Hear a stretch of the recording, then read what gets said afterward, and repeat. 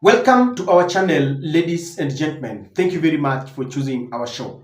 Ladies and gentlemen, if Kenya and indeed the whole of Africa has to win this war in this third liberation, then the clergy must take a pivotal role as they were during the Kanu regime. We know that bishops like Alexander Muge, David Gitari, bishops like Ndingi Mwana Anzeki were some of the very many bishops who stood firm very boldly against the Kanu regime, and some of them were really victims of harsh treatment.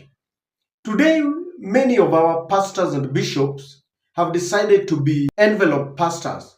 They take money from the government and they keep quiet when things are going wrong. They no longer speak about human rights violation. They're quiet about corruption and the ills that are happening in the country. During Raila's Requiem Mass in Nyayo, there is this pastor who came out with guns blazing and spoke against corruption, and he told Kenyans that we must reject leaders who perpetuate corruption, whether at the county level or at the national level. Today, there is another bishop from Nyanza who came out in a video that has gone viral. Most of you have seen it. This bishop was speaking both in his dialect and English, and he really criticized the Luo nation for shouting on top of their voices because they've been given just 2 cabinet secretaries. And they want to make it look like it is the first time a Luo has been appointed in government. And they want to drag the Luo nation into government blindly. And they don't want anyone to look beyond the ministerial posts that they've been given and see the trap that they are getting into. And this bishop must be protected, if you ask me. I know some of you have seen this video, have watched this video, but this time round, I want us to watch it and go beyond what the bishop was saying. And now look at the other side of the coin. What exactly is he not saying? Kindly take a look at this video because we want to come back and dissect it. That was a very, very powerful message to the people of the Luo nation who have buried their heads in the sand like the proverbial ostrich. And sooner than later, they might just regret. Please take a look once again at this video. Because when Opio Wanda is made a CS and Buddy is made a CS, you are all over how you are enjoying in this government. You know, the irony is, people from Mount Kenya have got 6 or 7 cabinet positions and over 6 PSS, and they're being treated as if they are in opposition. It is the Luos who are in the government. Who is mad in this arrangement? Maybe my mathematics is poor. Who is mad in this arrangement?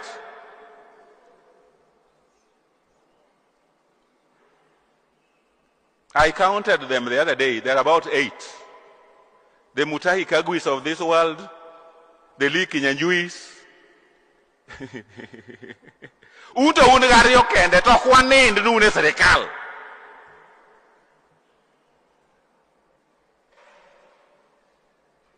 And then what are you delivering by being there? Is anything you are delivering? You have become a choir and a chorus.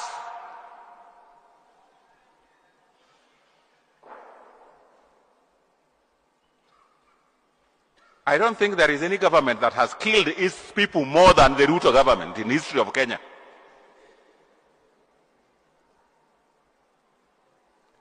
Kok onegoji of stress to jibedo abducted to kunwanku modhiye. High cost of living. But our people have been hoodwinked. And anyway, they are singing songs that we don't understand. Dongenewa winyo Ruto no mayo Raila Kora. Koze mache ni wuondo wawuona no komayo Raila Kora. No, let us speak the truth. Then we have been cheated. A state funeral. Koro Ruto has good meaning for us because he's giving our dead state funeral. When you die and you are given a state funeral, now everybody follows you because somebody has been given a state what? Ofo Nama.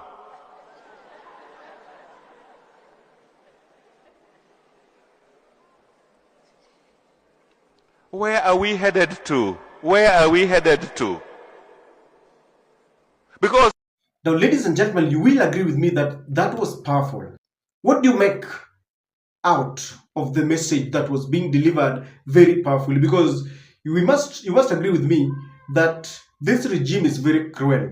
This is the regime that is very allergic to any kind of criticism. You do that, you make caricatures of William Ruto, the AI caricatures, you are abducted and killed. So for this bishop to come out, it means he's very ready.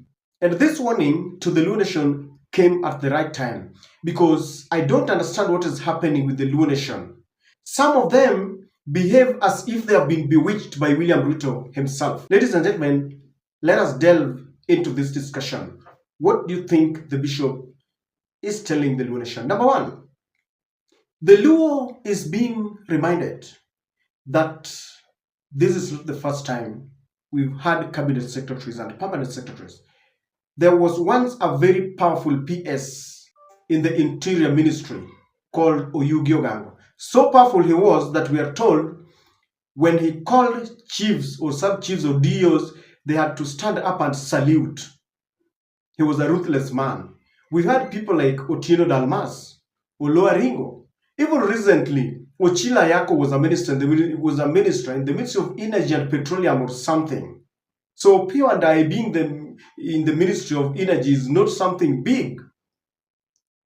And this bishop is reminding the Luo Nation that you should not behave as if you have gone crazy and you've been bewitched just because you have been given just 2 ministries. We've been there before, and we've held even more powerful ministries.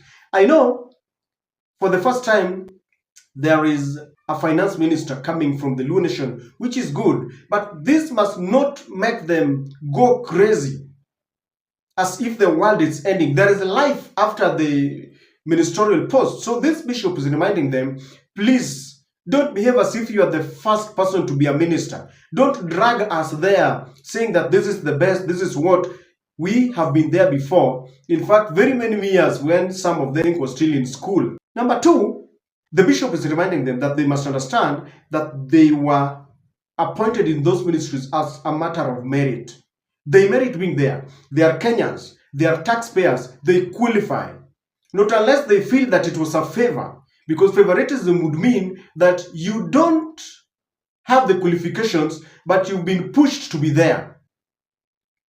And when you are in a certain office as a result of meritocracy and you deserve to be there, behave as a professional. Stop politicking and making a lot of noise for us. They have the right to be in those positions, and I dare say they are Kenyans just like many other Kenyans, just like Kisis and Kambas and Kikuyus. We are in one nation. In fact, the law requires that the cabinet must reflect the image of the nation. So let's stop behaving as if they were favored to be there. Now, the other thing that is coming out very clearly, the bishop is reminding them the fact that they have just 2 ministers should not drive them to block the whole Luo Nation from seeing the atrocities and the ills that are happening in this government. And it's also reminding them that you should not forget history. Just recently, William Ruto robbed Raila of his victory. That was Raila's, those were Raila's words. And then people were killed when Raila was on the streets protesting against electoral injustice. Raila told William Ruto, you must open that server. William Ruto met them with the brutal force of the police, and many of them were killed. The bishop is telling them, stop pretending as if you want to sanitize the blood of the people who were killed. Some of them were being removed in the houses in Kisumu, and they were killed in the full, they were tortured in full glare of the cameras. So today they want to tell us that because of Opio and I and John Mbadi, we want to sanitize the blood of the nation because they have been given 2 ministries. And the bishop is telling them, be very careful. Even if you are in government, please, when you see something that is wrong, you must criticize. Because of the 2 ministers, we are now being told, when you see people being abducted, don't talk about it. You know? And they have been made to believe that they are in government and they are competing the Mount Kenya nation. Well, Mount Kenya has got 8 of them, and they don't make noise about it. In fact, when you see the Luos speaking, you would feel that they've got 15 ministers in this. You would feel that they have a half of the cabinet in this government. Yet there are only 3 and they're shouting on top of their voices. And people are wondering, you see, if it was the first time we are getting ministries in a government, you would understand. But people like Tom Mboya, they were there before. This kind of feeling is being perpetuated by the government to make them feel that they are more important than any other nation, to create an enmity. In fact, if you ask them, they say, you know, the Mount Kenya people would not wish that we have a cabinet secretary in the Ministry of Finance. What hogwash is that?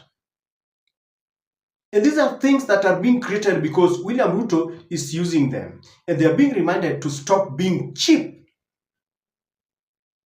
When you have been given ministries, please work. You know, William Ruto will come and tell the Luo nation, I gave your people an opportunity to work. If John Mbadi didn't deliver, if Opio and I didn't deliver because they are now politicking, oh, we are in government. If they are in government, let them show it. Let them work for that government. Let them not start politicking around. Leave politics to the members of parliament. Let them not feel like they are still members of parliament. If they feel that they have been given those positions on behalf of their people, then let them help their people. Hii mambo ya kierere ya kupiga kelele, you still count and refer to Mount Kenya as if they are in the opposition. Yet they have more ministers than you. And the pastor is posing a question. Sasa nani mjinga kati yao wawili? Let Luos stop being cheap. And the bishop is, reminding them that let them not isolate themselves from the other parts of the country. You cannot win a government alone. You see, Luos behave as if it is only their votes that will maybe catapult William Ruto to State House in 2027. They have been there before. If you look at the percentage that come out to vote, they have tried, but they have also realized that for you to become a president, you need all the other regions. That is why Raila had the support of the Luos, but he still went for the Western Coast, and they loved him. Today, Luos behave as if they are the only people who have got votes. If you listen to some of their leaders telling people like Sifuna, toka uende. And this is the kind of arrogance and cheapness and trying to isolate themselves from the other tribes in the nation that this bishop is telling them, be very careful. You cannot have just 2 ministers and the power has gotten into your heads. What if they are given a deputy president? Atuta pumwa? Come on. Let us behave with a lot of decorum.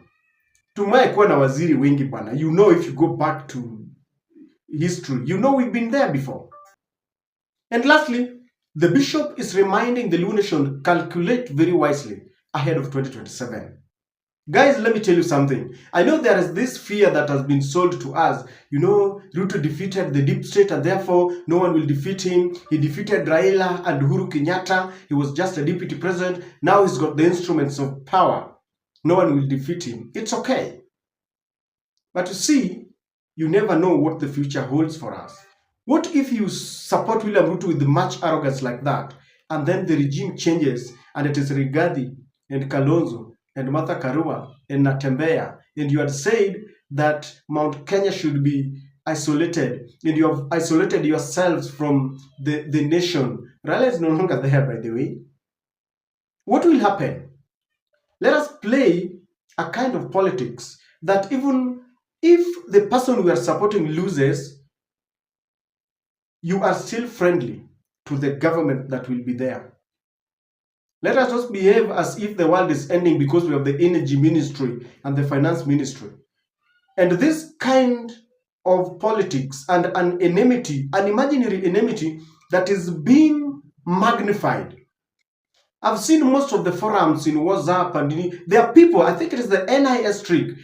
They are now reminding the Luo nation that, Jomo Kenyatta betrayed, Oginga Odinga and Mwai Kibaki took Raila's votes. All these things, and they want to magnify this enmity. And do you know who is doing this? Who is going to benefit? It is William Ruto who wants the Luo votes. And is doing it with a lot of malice. Let me tell you something. If William Ruto gets to power after you have voted for him in 2027, he will no longer need your votes. He will do whatever he wants. He will even dissolve that cabinet and remove Mbadi and remove, Joe and all those people, the people you think are yours. Even now, Ruto can dissolve that cabinet and remove your people. There's nothing he will do. Why? William Ruto embraced the Luo nation because of Raila Odinga. And why?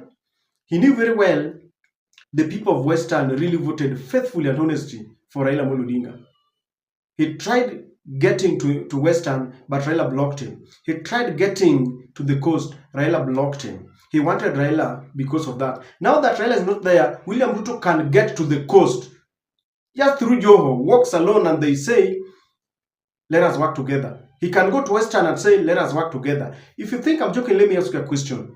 When Raila was there, he could easily tell Joho, Oparanya, Mbadi, and Opianda that we need to resign from this government because Ruto is not giving us what we want. Do you think there is anybody, even Oburu Odinga, who can call Mbadi today and Joe and Oparanya and tell them, Sisi tumechoka na William Ruto, please resign from this government? They will not, I can assure you. In fact, Ruto will tell Joe Bana, sit there, you are representing the coast. Oparanya, you are representing the Western. So this kind of arrogance and over-excitement must stop, and Luos must accept that they are part of this country. Let them not feel like now they are more important than Mount Kenya. I don't know who bewitched them and created. I know there's been an enmity, by the way, but if there is something that we need to do is to ensure that we bury the hatchet and we stop this kind of stupid enmity that does not help us, an enmity that was created by politicians. There is life after politics. I like that, Bishop, but it must be protected because this government does not want any kind of criticism. What do you think about this, Bishop, ladies and gentlemen? Give me your sentiment there.